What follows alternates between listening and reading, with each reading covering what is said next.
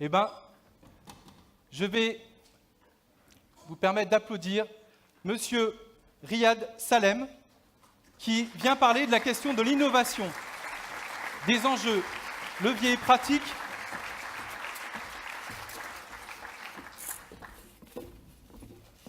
Bienvenue Riyad.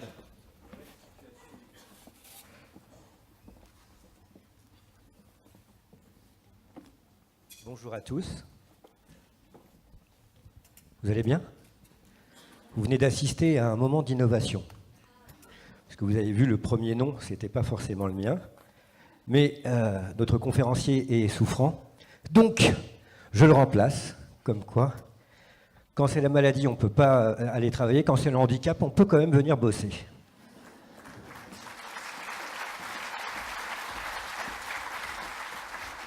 Merci beaucoup Riyad d'être là. Je me permettrai de te tutoyer. On s'est très vite tutoyé ce matin. On a eu un temps d'échange.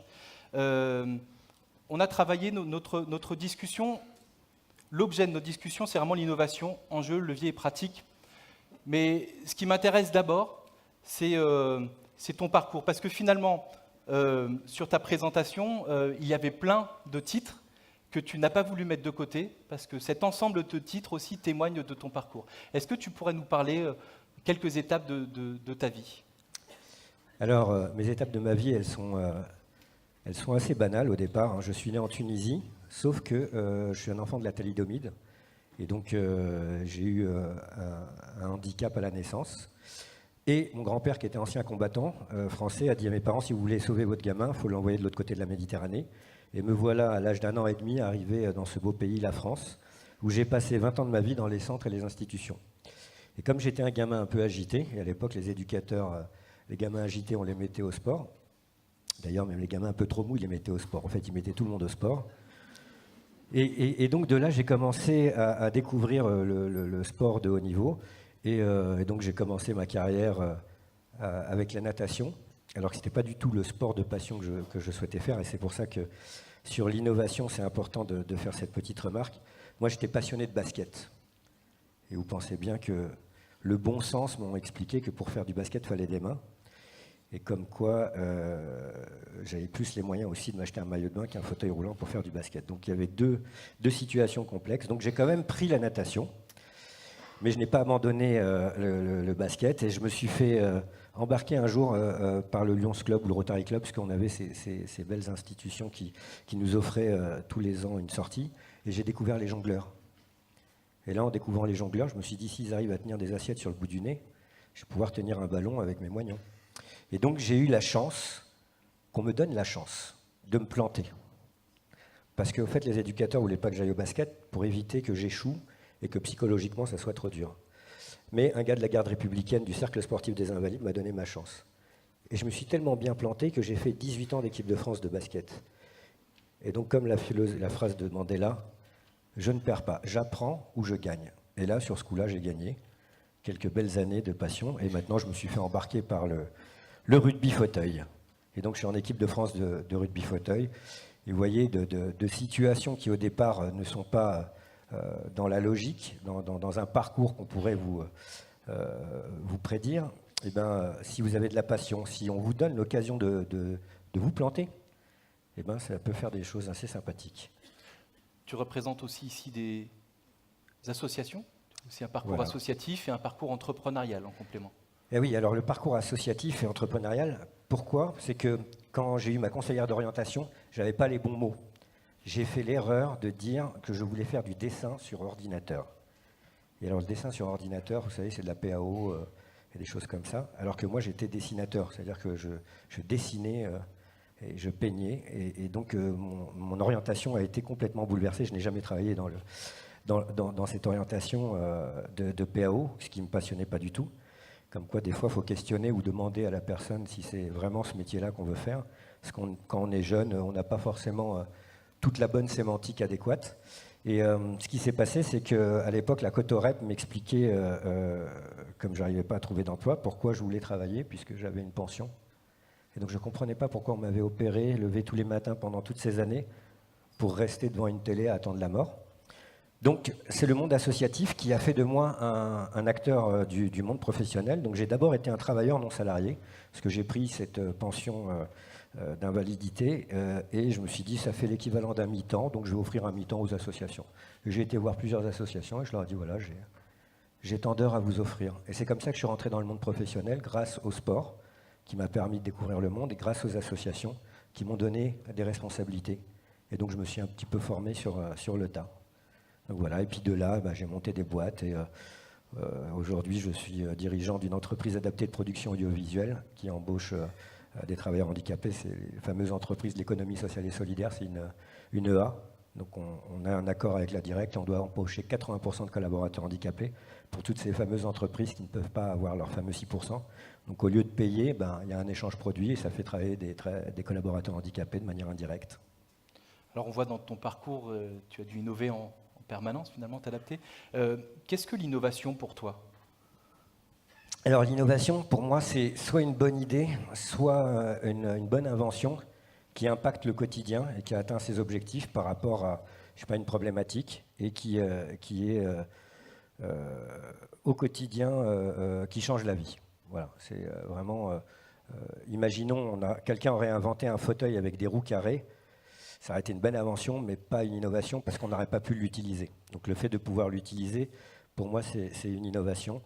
Et je le vois, moi, au quotidien, le monde de l'innovation sur les idées qui bouleversent un petit peu les comportements, même les cultures. Aujourd'hui, on le voit avec les réseaux sociaux, avec tout ça, ce sont des idées ou des innovations qui bouleversent notre quotidien, qui changent carrément nos habitudes, et même notre façon de fonctionner et de penser. C'est ça qui différencie quelque part l'invention de l'innovation. Vous savez, j'en connais énormément des gens qui ont des bonnes idées, mais elles ne se réalisent pas. Il y a un chanteur brésilien qui disait « Un rêve seul est un rêve à plusieurs est une réalité ». Donc une invention ou une idée qui n'a pas trouvé un public, c'est qu'un rêve. Ça mérite d'exister aussi, mais ça ne change pas grand-chose à la réalité et au quotidien des gens. C'est intéressant, ce matin on en parlait, cette question du collectif, et on a des sociologues remarquables en France qui ont travaillé sur cette question de l'innovation. Ils ont étudié, ils se sont dit, mais qu'est-ce qui fait qu'un projet en fait devient une innovation? Et finalement, ce qu'ils ont dit, alors c'est Calon et Latour, ils disaient, l'innovation ne vient pas de la qualité intrinsèque de l'idée. Elle vient de la capacité, surtout des acteurs, à revisiter collectivement la problématique. Et quelque part, ce temps de reproblématisation collective est essentiel pour faire en sorte que l'idée, l'invention, devienne une innovation. Et c'est la condition. Alors, si je résume bien, pour parler d'innovation, en regardant ton parcours, en écoutant tes propos, il y a cette dimension collective nécessaire. La deuxième chose, dans ton parcours, c'est la preuve d'une résilience continue. Et tu en as parlé de plein de manières. L'autre chose, c'est cet engagement, à travers notamment cet engagement associatif. Et puis, tu nous as parlé de plusieurs mondes, finalement, le monde du sport, associatif, entrepreneurial. Et c'est aussi quelque part une capacité de mobilité derrière ça. Mobilité, d'ailleurs, ce matin, que tu as traduite sous forme d'adaptation. Et moi, je te disais, oui, c'est bien ça la mobilité. C'est-à-dire que ce n'est pas quelque chose de physique où on bouge, mais c'est vraiment... C'est vrai, quand on est en fauteuil roulant, qu'on parle de mobilité, on pense tout de suite au déplacement physique, l'accessibilité, mais c'est vrai que ça va beaucoup plus loin. Il y a d'abord une mobilité de l'esprit, comme tu le disais avec ces fameuses vagues, de s'adapter aussi à son environnement. Parce que si on ne s'adapte pas à son environnement, on ne crée pas une dynamique d'innovation. C'est-à-dire que si on reste sur... j'aurais pu rester un simple handicapé et puis attendre que les choses se passent. Et au fait, j'ai plutôt décidé, j'ai pris mon destin en main et j'ai décidé d'agir. Mais je ne peux pas agir tout seul, j'agis en conséquence, donc avec ce qui m'entoure. Et soit c'est ce qui m'entoure qui me fait changer, ou soit aussi j'impacte ce qui m'entoure et je le fais changer. Et donc ce n'est pas à sens unique. Ce matin, on a résumé ça, il y a un moment tu m'as dit, il y a quand même un mot qui vient en plus sur la question de l'innovation, c'est cette nécessité finalement d'expérimenter. Comme un droit à l'erreur, en fait, aussi. Si on est très conservateur, on ne bouge rien. Et donc, il n'y a rien qui innove. Je pense qu'il faut être conservateur sur les fondamentaux. c'est important. Vous disiez tout à l'heure, de Paris, on décide des choses. Je pense que vous avez raison. De Paris, il faut décider les fondamentaux, les fondations. Mais l'architecture d'intérieur, il faut le laisser au territoire, il faut le laisser à tout un tas de personnes qui sont sur le terrain et qui, elles, avec la culture locale, avec les besoins, avec la réalité, puissent faire évoluer les choses. Et donc, si on reste figé, si on reste trop conservateur, on ne peut pas avoir cette respiration d'observation et de faire changer les choses. Je te disais tout à l'heure, ce qui est important, par exemple, dans les voitures, on a fait évoluer les choses, mais le principe de rouler avec des roues, avec un moteur, avant c'était des chevaux, maintenant ce sont des moteurs, mais le principe même, l'innovation, elle n'est pas extraordinaire. C'est toutes ces petites options qu'il y a à côté, qui fait que d'un seul coup, on va rajouter un GPS, on va rajouter des sièges chauffants, on va rajouter des vitres électriques. Et toutes ces petites innovations, elles viennent dans notre quotidien, elles amènent du confort de vie et aussi du bien-être. Et donc l'innovation participe aussi au bien-être. Et pour moi, l'innovation, c'est quelque chose de positif et qui doit apporter quelque chose de positif. Finalement, tu parles aussi d'un processus incrémental, c'est-à-dire finalement, au lieu d'être dans une logique linéaire où à la fin on a un produit parfait, finalement tu parles de petites améliorations continues, de petits changements. Il y a plein de petits détails. Au fait, on pense souvent à l'innovation avec des gros budgets, des grands bouleversements. Mais dans le quotidien, vous savez, quand je faisais le Paris-Dakar, on galérait, nous, à essayer de maintenir l'eau au frais. Et puis vous aviez des vieux bédouins qui nous ont mis une chaussette autour de notre bouteille avec un peu d'eau. Et la bouteille est restée fraîche. Pour nous, c'était un grand moment d'innovation. Il n'y a pas eu besoin de grand-chose. On n'a pas trimballé un frigidaire avec nous, avec des panneaux solaires. Vous voyez ce que je veux dire? Donc il y a aussi, dans ce qui existe depuis de la nuit des temps, peut-être revisiter ce que faisaient les anciens, d'avoir le bon sens paysan, de retrouver des fondamentaux qui ont toujours existé. Et je pense que les remettre au goût du jour, c'est aussi de l'innovation. Et il n'y a pas besoin de dépenser des millions. J'entends cette notion de bricolage, aussi cette place pour l'erreur et l'amélioration continue. Quelque part, ce que tu poses là en préalable, c'est finalement, il y a un enjeu de posture. C'est quasi une problématique culturelle en fait. Quel est mon comportement vis-à-vis de la nouveauté, vis-à-vis du changement, vis-à-vis de l'erreur? C'est ça finalement aussi qui est énormément en jeu. C'est de laisser la possibilité d'expérimenter les choses, de tester, d'évaluer les choses. Mais si on ne laisse pas cette occasion d'exister, alors l'innovation ne peut pas exister.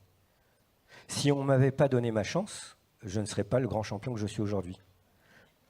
Vous voyez? Donc j'aurais été non seulement un artiste raté, et en plus j'aurais été un sportif raté. Alors que là, le fait qu'on me donne ma chance, qu'on donne la chance à l'autre, vous savez, vous parliez tout à l'heure qu'en France on forme des personnes, souvent dans le métier un petit peu manuel. Mais il y a aussi des gens qui étaient dans un milieu manuel et qui deviennent aussi peut-être comptables ou des choses comme ça. Et là où ça devient difficile, c'est comment aussi faire changer le comportement des recruteurs. Parce que dans le cursus, on va dire, attendez, vous étiez jardinier, vous êtes comptable, ça passe pas, on ne recrute pas. Alors que la personne, elle ne peut plus être jardinier parce qu'elle a eu des problèmes physiques. Et puis d'un seul coup, elle s'aperçoit qu'au bout de quelques années, elle a le goût des maths. Eh bien non, on ne le recrute pas. Et pourtant, il a été super bien formé. Et là aussi, il y a un problème. Et donc l'innovation, et c'est ce que je dis souvent, elle existe parce que l'autre te permet de la réaliser. Et donc il faut que dans ce système, il faut que chaque acteur prenne sa responsabilité d'innovation et de se dire, OK, je donne la chance. Vous savez, quand vous embauchez quelqu'un, j'embauche quelqu'un, il a 2 mois, 1 mois d'essai, et donc voilà, au moins je le teste. Mais là, on se prive même de donner la chance d'essayer, et peut-être ça va être un comptable extraordinaire, même s'il a été pendant des années jardinier. Donc voilà, il y a aussi cette notion d'innovation. Il ne faut pas regarder la formation ou l'innovation à sens unique. D'accord. On a parlé des enjeux, des leviers, on en a listé quelques-uns. Il y a aussi cette question des pratiques, et tout à l'heure, tu me parlais d'un dispositif qui, pour toi, en fait, pouvait illustrer de manière pertinente cette question de l'innovation. C'est le dispositif EduCap City. Est-ce que tu pourrais nous en parler? Oui, c'est l'association CAPSA que j'ai montée. On a un programme sur la citoyenneté, parce qu'on s'est aperçu qu'au fait, il y a énormément de violence dans certains quartiers, avec la police, avec les institutions, parce que les jeunes n'avaient pas accès à la rencontre avec les personnes. Donc ils voyaient un uniforme, ils voyaient l'État, ils voyaient quelque chose qui pour eux était complètement étranger. D'ailleurs, soit qui rejetaient, ou soit ils s'auto-excluaient du système. Et donc en créant Educap City, on a décidé de créer la rencontre entre les institutions, les entreprises, le monde associatif avec cette jeunesse, pour qu'ils puissent avoir un échange réel et comprendre que derrière un uniforme, derrière une fonction, il y a un être humain. Et que cet être humain, c'est peut-être quelqu'un de son environnement, de sa famille, mais que ça sera lui demain. C'est lui qui va être aux commandes de tout ça. Et donc s'il ne prend pas goût à comprendre comment fonctionne la cité, comment fonctionne notre pays et ses valeurs, c'est très dur. On a énormément de pertes. Et c'est vrai que quand je vois, moi, des gens qui sont dans des quartiers, quand on leur parle de formation, qu'ils arrivent à avoir un petit métier, pour eux, c'est retourner à l'école, c'est une contrainte. Ils n'arrivent pas à comprendre. Alors que si dès le départ, ils avaient pris goût, échangé avec des personnes, comprendre que oui, il y a des choses intéressantes à avoir, c'est juste super. On voit des jeunes aujourd'hui qui n'ont pas peur de rentrer dans un commissariat, alors qu'ils sont dans des cités un peu difficiles, parce qu'ils y sont rentrés autrement que par les forces de l'ordre. Vous voyez, donc tout ça, c'est important de créer cette dynamique, de créer des anticorps psychiques dans la tête de notre jeunesse pour qu'elle puisse s'approprier sa cité, qu'elle puisse s'approprier son territoire. Et juste en aparté comme ça, on va organiser avec l'association Éclore un festival sur l'emploi. Et on va inviter 1500 managers, dirigeants, entrepreneurs pour recruter autrement, pour aller les bousculer sur les défis du management et comment on gère l'humain dans tout ça. Donc voilà, on essaye d'innover. C'est sûr qu'en général, quand on fait des grandes messes sur l'emploi ou sur le recrutement, on ne met pas forcément de la musique, des clowns, des artistes. Et ben là, on va essayer de bousculer les choses pour amener un petit peu, amener un petit peu de couleur, amener un petit peu de musique. On est vraiment parti pour réenchanter un petit peu tout ça. Parce que la problématique que je vous disais tout à l'heure, et je le vis au quotidien, moi, avec des personnes handicapées, parce que dans Séquence Clé Productions, on a voulu embaucher des collaborateurs handicapés dans l'audiovisuel, et on a trouvé très peu de candidats. Donc on essaie de mettre notre centre de formation, de créer un centre de formation pour pouvoir former ces futurs professionnels dans leur cœur de métier, dans l'univers dans lequel ils sont, pour qu'ils puissent changer de métier, mais toujours rester dans le cinéma ou l'audiovisuel ou la communication. D'accord. Donc voilà, on essaie mais de faire ça de manière joyeuse. Parce que c'est vrai, souvent c'est assez douloureux de dire à quelqu'un, tu as une maladie, soit tu es inapte, ou soit il faut que tu changes de métier. Comment on cultive le plaisir d'être là, aussi dans le cadre de la formation. Comment aussi, ce qui était posé à travers le dispositif Educap City, ça questionne aussi notre rapport à la norme. C'est-à-dire que si on n'est pas dans la norme, il y a un phénomène qui peut être facile, c'est un phénomène d'exclusion. Quelle place la norme laisse à la marginalité, à la différence? Et c'est ça aussi qui est posé dans ce dispositif. C'est vrai que là, j'utilise en plus Paris 2024 comme outil de levier, parce que je suis ambassadeur et que c'est une grande fierté d'avoir ces jeux. Et on explique à ces jeunes qu'on est tous différents. Et qu'en 2024, on va accueillir le monde. Et que le monde, ils sont tous différents. Et que si nous, déjà, chez nous, dans notre propre école, dans notre propre entreprise, dans nos propres associations, on n'accepte pas la différence, comment on va pouvoir bien accueillir le monde, tous ces gens qui sont différents? Et donc, j'essaye de faire en sorte que cette différence soit la norme. Dans un pays civilisé, dans un pays intelligent, il faut qu'ils acceptent la différence de l'autre. Et surtout, important, qu'ils acceptent leurs propres différences. Parce qu'il y en a énormément de jeunes qui ont comme référence ou comme critère Photoshop, et je leur dis que ce n'est pas la vérité. Ça, donc, on a plutôt des petits bourrelets, des petites choses comme ça, on a voilà. Donc, revenir dans la réalité et vivre une expérience réelle de citoyenneté pour aller côtoyer tous ceux qui se battent pour que les choses soient plus justes dans notre pays, c'est important. Une petite conclusion, on est au bout de notre entretien, par rapport à cette question de l'innovation, des valeurs aussi que tu transmettais à travers ton discours. Ma conclusion, elle sera un petit peu philosophique, au fait, si ça ne vous embête pas. Je sais, je ne suis pas philosophe, je ne suis pas sociologue, je ne suis pas historien, mais quand vous m'avez invité, d'ailleurs, je vous remercie de m'avoir invité à cette grande réception des universités d'hiver de la formation, je me suis dit, mais en fait, la formation, c'est quelque chose qui va au-delà de ce que j'imaginais. Parce que vous savez, vous parliez d'humain tout à l'heure, que dans les régions, les patrons parlaient d'humain. Et ce qui définit l'humain pendant des années, ça a été cette notion de spiritualité. On croit en des dieux, on enterre les morts. Et nous, on a fait un ouvrage avec notre association qui s'appelle Décrypter la différence. Et on a rajouté un élément supplémentaire pour définir l'humanité d'un individu, puisqu'il y avait un conflit avec l'homme de Néandertal. Est-ce que ça reste un hominé ou est-ce que c'est un être humain? Et on s'est aperçu qu'il a eu, entre guillemets, les galons de l'humain parce qu'il s'occupait de ses plus vulnérables et de ses plus faibles. Et j'ai échangé là-dessus avec une amie. Et on s'est dit, parce qu'avec Albert Jacquard, il expliquait que l'humain, à la différence de toutes les autres espèces vivantes, c'est sa capacité à choisir. Et la formation répond à une de ces triptyques de la République, liberté, égalité, fraternité. Et la liberté, c'est de choisir. Et c'est vrai que quand on est jeune, notre orientation, on va dire, scolaire, professionnelle, ça dépend un petit peu de notre environnement, de nos parents. Et quand on grandit, la formation nous permet de devenir ce qu'on a envie de devenir. Une fois qu'on a trouvé le sens de sa vie, qu'on a été questionné au fond de nous, ce qui nous fait vibrer, ce qui nous donne envie de nous lever tous les matins.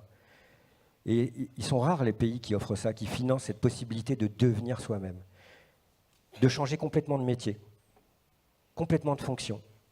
Et donc je me dis que voilà, on a quelque chose d'extraordinaire qui donne un supplément d'âme à la définition de l'humain. C'est de se choisir, se définir, de vraiment avoir cette capacité de se dire, demain, voilà, je vais aller dans cette orientation et je vais avoir les capacités et les possibilités de me former parce que le collectif me l'offre. Donc, je trouve que c'est un beau métier que vous faites et continuez à faire en sorte que des humains trouvent leur voie, leur sens de leur vie, parce qu'on s'aperçoit qu'il y a quand même énormément de personnes qui ne sont pas forcément bien dans leur travail. On a eu un questionnaire où on disait qu'il y avait 70% des cadres qui ne se sentaient pas bien dans leur métier, dans leur fonction. Donc, offrez-leur la possibilité de se sentir bien et de devenir ce qu'ils sont vraiment au fond d'eux. Merci beaucoup. Merci beaucoup.